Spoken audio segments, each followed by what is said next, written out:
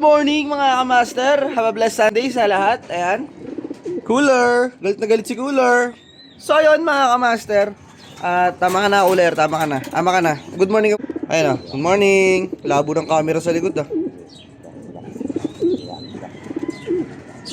So ayun mga kamaster, nagarga tayo sa BBCM kagabi, Antipolo, first toss ng South Derby Race sa BBCM mga kamaster.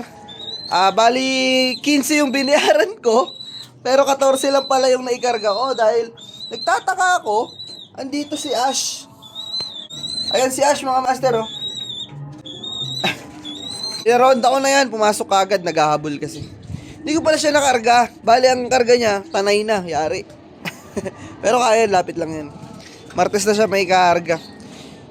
15 lahat yan yung pang south natin. Bali di sa is yung isa pinutulak ko ng pakpak kasi nga galing naman na siya ron. Tapos medyo sira yung pakpak niya. Kaya ininto ko na lang. Tapos 14 lang pala yung naikarga natin. Yan, update ko kayo mamaya abang tayo konti.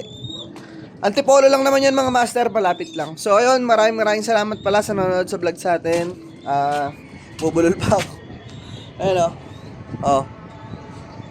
Morning, ice cream lop.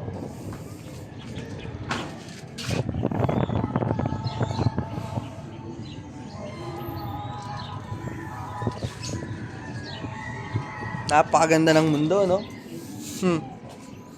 Pero mahiwaga. So ayun mga master, waiting tayo ng release. Ewan ko anong oras nila i-release yun. Medyo wala pang araw, hindi pa lumalabas si Haring Araw. Pero si Master Cooler, galit na.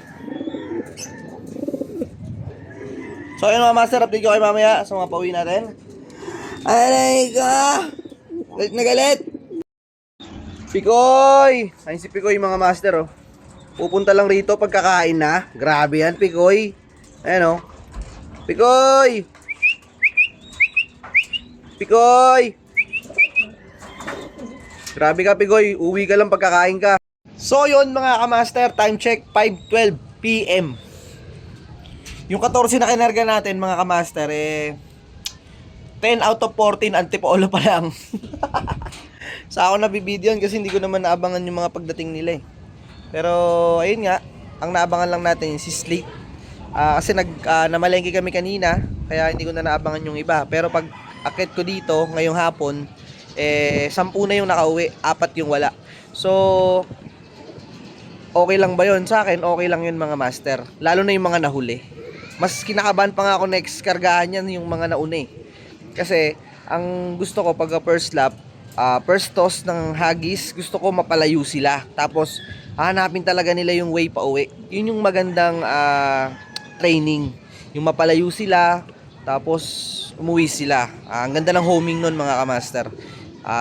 Isang araw, 2 araw, 3 araw, makauwi sila. Sunod hagis niyan, mag-i-improve yan. Sumunod na hagis ulit, baka mabilis na yan. So ayun mga master, share ko lang. 10 out of 14 tayo mga master. 15 talaga dapat yun, kaso si Ash naiwan kagabi. So ayun mga master, maraming salamat sa inyo. I love you all.